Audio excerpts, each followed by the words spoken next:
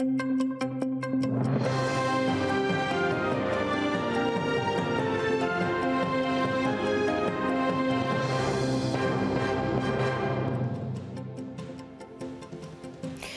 телеканалу АТР продовжує «Заман». Сьогодні середа, 21 лютого. Я Софія Бляєва. Вітаю вас. Оболонський суд у Києві сьогодні під посиленою охороною. Там у справі про державну зраду Віктора Януковича буде свідчити президент Петро Порошенко. Усі під'їзди до суду перекриті. Журналісти нарахували 3 автобуси із нацгвардійцями та 4 патрульних авто. Але така пересторога виявилася зайвою. Самого президента, як стало відомо на цю годину, у суді вже не чекають. Він буде свідчити в режимі відеоконференції. З цього питання відбулася гаряча перепалка між захистом та звинуваченням.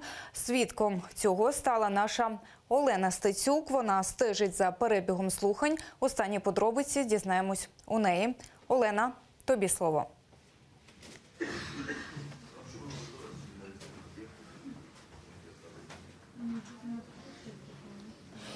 Добрий день, колего. Скажу, що насправді тут сьогодні неймовірний ажіотаж, як і в самому Оболонському суді, так і під судом. По-перше, тут величезна кількість журналістів та операторів. Чергу займали з самого ранку. Вона сягала кількох десятків метрів. Але найголовніше, що тут просто безпрецедентні заходи безпеки.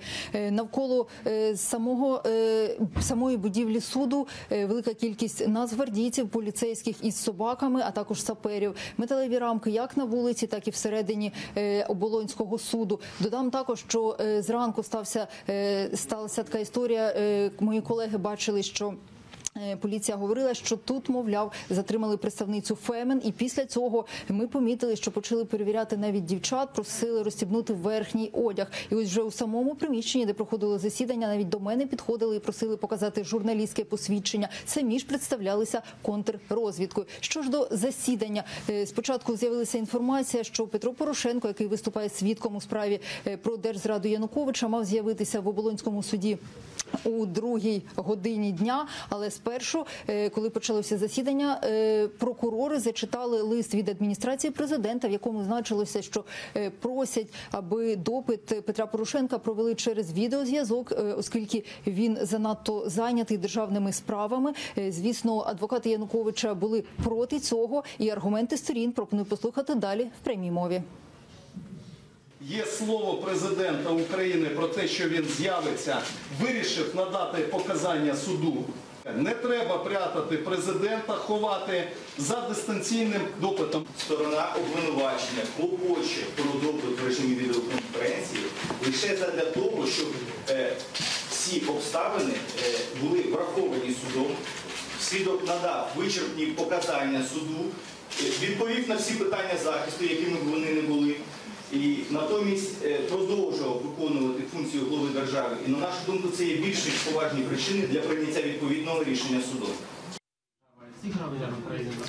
І ось, зрештою, після того, як судді порадилися у нарадчій кімнаті, вони заявили про те, що все-таки дозволяють допитати Петра Порошенка через відеозв'язок. Після цього почався допит другого свідку, який планувався на сьогодні. Це Володимир Єльченко. Нині з кінця 2015 року він є постійним представником України при Радбезі ООН, але тоді ще на початку 2014 року він був послом України у Росії. За словами Єльченка, ще тоді, коли з'являлася перша інформація про російські війська на півострові, він звертався до офіційних органів влади Росії з проханням надати якусь інформацію щодо цього, але за його словами, жодної інформації він не отримував, і саме тому брав інформацію із засобів масової інформації. Здебільшого, навіть за його словами, в російських ЗМІ повідомляли про збільшену кількість військ. Тому, на його думку, ще тоді було зрозуміло, що там більше російських військ, ніж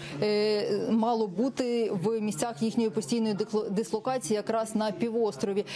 Крім того, він сказав, за його інформацією, оскільки він був дипломатом тоді, була інформація про додаткові рейси, додаткові військові рейси, і за його словами, там було додатково в районі 10 тисяч російських військ. Крім того, Володимир Єльченко прокоментував вже сумнозвісний лист Віктора Віктора Януковича із проханням ввести російські війська на територію України. І ось як він це прокоментував. Далі пряма мова. На думку російської делегації чи російської сторони, отаке, скажімо, офіційне звернення колишнього президента України Януковича до президента Росії Путіна, певним чином легалізувало чи давало підстави для пояснень введення російських військ на територію України. Отже, для російської сторони це був, мабуть, головний аргумент на захист своєї позиції. У ці хвилини якраз продовжує свідчити Володимир Єльченко. І це все, що ми встигаємо повідомити вам у цьому випуску. У наступному буде більше. Студія. Дякуємо. Це була наша Олена Стецюк. Ми слідкуємо за перебігом подій. Вже у наступних випусках розкажемо, про що ж свідчив президент Петро Порошенко.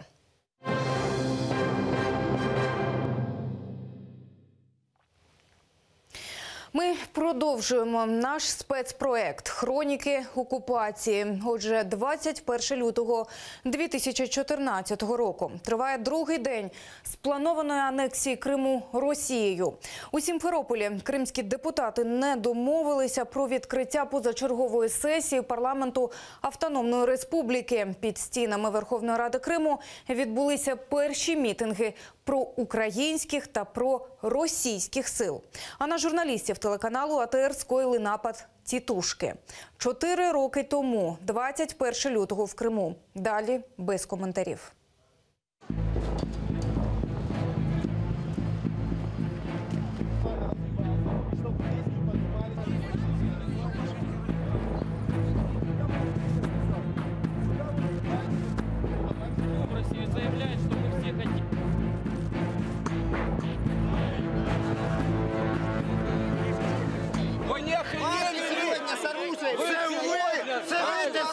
Это бандеры, под которым воевал Бандера. Он воевал под этим флагом. И вот он пропагандирует это. А что стало?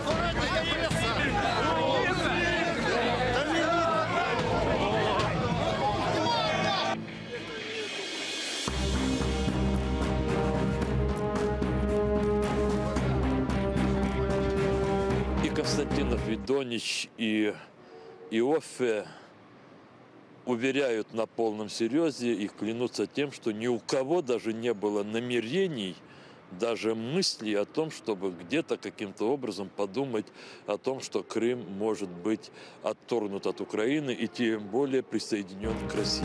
Смотри, я считаю до 3. Раз, 2, 3. Один из них нанес несколько ударов в лицо. После того, как я упал, меня стали избивать ногами.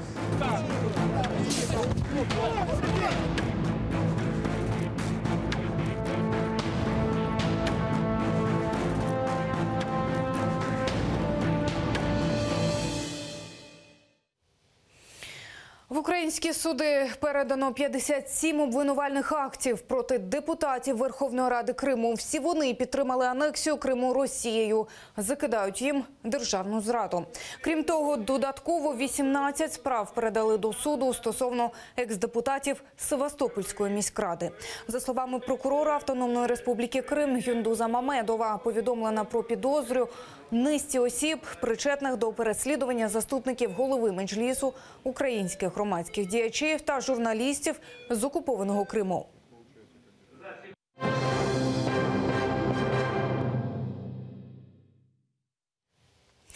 У будинки 4 кримських татар в селі Байкончек, Октябрь Джанкойського району напередодні навідалася поліція.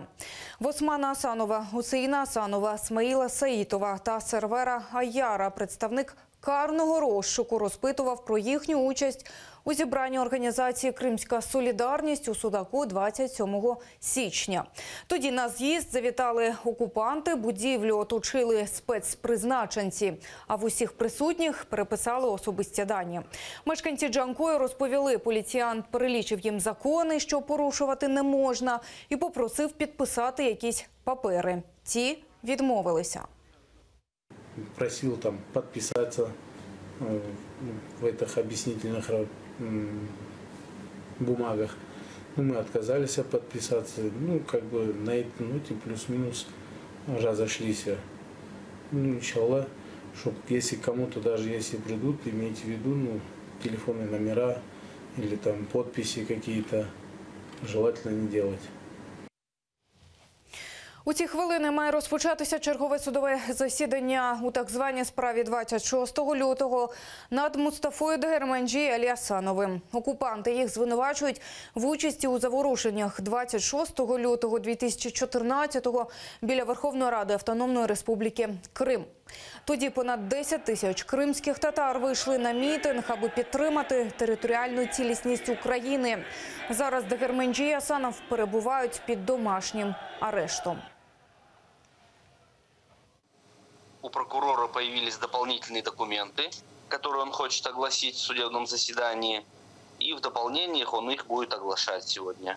Это все, что на сегодня планируется. Уже очень долго этот процесс идет, уже становится рекордсменом. Повторний суд над Ферою Абдулаєвою, дружиною фігуранта Сімферопольської справи про так званий тероризм Узаїра Абдулаєва, розпочнеться за 1,5 години. Її звинувачують у непокорі судовим приставам. Торік, 8 грудня, під час засідання у справі її чоловіка, жінка нібито намагалася потрапити на суд. Її не впустили, затримали і склали адмінпротокол. Фера Абдулаєва оскаржила рішення у суді. 6 лютого її визнали невинною. Однак окупаційний пристав подав свою апеляцію на виправдальний вирок. 15 лютого скасував суд цей вирок, і сьогодні розгляд справи почнуть повторно.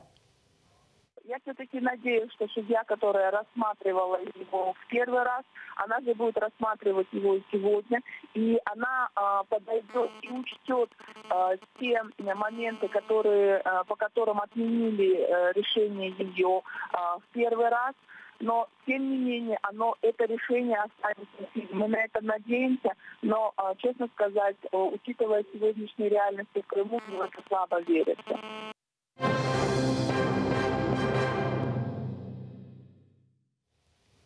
Сміливий крок. Напередодні біля українського посольства у Москві зібралася купка російських активістів, аби віддати шану пам'яті Небесній Сотні. Людям, яких розстріляли силовики 20 лютого 2014-го у Києві. Поліція зробила зауваження. Через кілька хвилин підійшов штатний провокатор, який намагався зірвати акцію. Перехожі обходили диваків із синьо-жовтими прапорами та шаликами у центрі Москви. Акція тривала недовго, її учасники читали вірші про Небесну Сотню, захоплювалися подвигом Революції Гідності і шкодували, що росіяни поки не готові до рішучого протесту проти свавілля влади.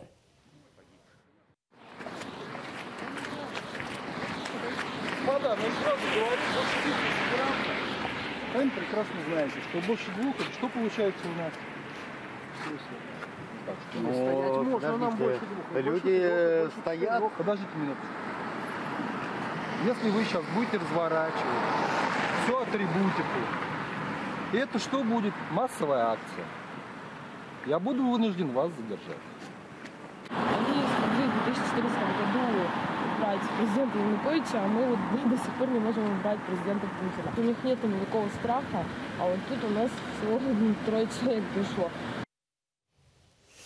Лоб у лоб. У Сирії конфлікт набув критичної точки. Проасадівські війська за підтримки іранських піхотинців домовилися із курдами і увійшли у місто Афрін. У цьому районі вже більше місяця Туреччина проводить свою військову операцію «Оливкова гілка», метою якої є зачистка від повстанців курдів району вздовж кордону. А Афрін – форпост, контрольований їхніми загонами. Анкара всіляко намагалася стримувати підмогу, яка йшла до ворога, і бомбардувала дороги з колонами військової техніки, однак завадити їхньому проходу не змогла. Небезпечна ескалація може закінчитися прямим зіткненням армій Туреччини і Сирії у битві за Афрін.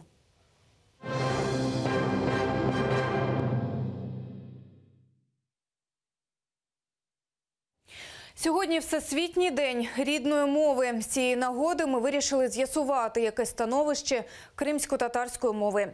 Як виявилося, процес її вивчення сьогодні тримається виключно на ентузіазмі учнів і викладачів. А в Меджлісі кажуть, на підручники і методичні матеріали держава витрачає гроші лише на папері і на словах. Подробиці в матеріалі моєї колеги Тетяни Сулій.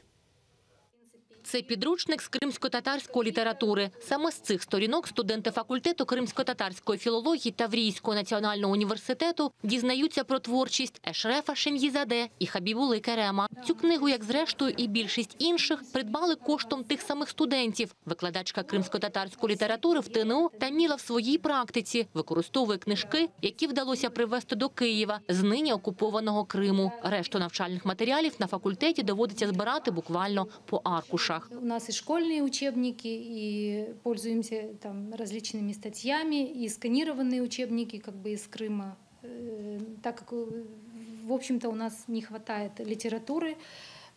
Ну так, литература есть у нас, скажем, у преподавателей, у студентов на руках учебников никаких нет. Они пользуются только лекциями, записями. 10 комплектів підручників кримсько-татарської для першого класу. Таку кількість навчальну літературу цього року обіцяють кримцям у Міністерстві освіти. В планах, каже очільниця відомства Лілія Гриневич, ще підручники для 5 і 10 класу. А поки що пропонують лише суху статистику.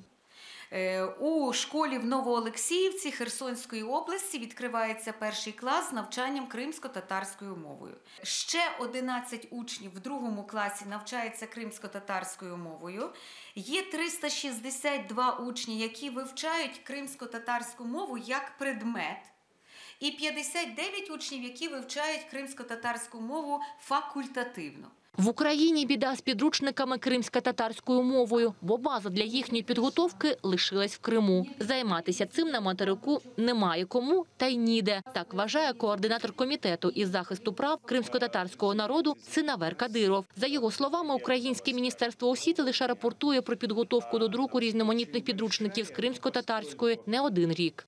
Якщо підняти, скажімо, висказування всіх предыдущих міністрів і везде вы найдете такие обнадеживающие заявления, но по факту мы знаем, да, ситуация не улучшалась, а напротив ухудшалась. Решить базовый вопрос, решить вопрос перевода крымско-татарского языка на латиницу и уже на базе латиницы разрабатывать эти, скажем, учебники. Вивчення кримсько-татарської мови в українському виші – це переважно мистецтво імпровізації викладача. Для кримсько-татарської ні готових методичок, ні навчального плану не існує в принципі. Викладачі скаржаться, мова вимиратиме і надалі, якщо держава кримсько-татарською опікуватиметься лише на словах. Олена Царенко, Тетяна Сулій, Іслам Пінка, Саман, АТР. З нагоди Всесвітнього дня рідної мови телеканал АТР підготував марафон Анатоля Ватантоля «Рідна мова – мова батьківщини». Він триватиме з 15 до 21 години. Гостями нашого ефіру будуть філологи, журналісти, кримсько-татарська молодь. Серед учасників марафону – гості з Криму. Не пропустіть. Вже менш ніж за годину у цій студії ми розкажемо більше новин. Залишайтеся з нами.